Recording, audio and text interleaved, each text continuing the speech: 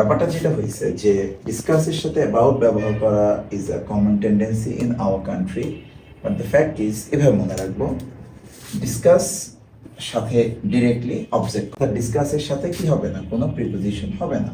তাহলে দেখো, they discuss politics, they discuss the problem, we discussed the issue, he discusses the issues, এইভাবে করে আমরা কিন্তু সেন্টেন্সগুলো মেক করবো। অর্থাৎ ডিসকাসের পরে ডিসকাস অ্যাবাউট, ডিসকাস অন, এই ধরনের প্রিপোজিশনসগুলো কিন্তু হবে না।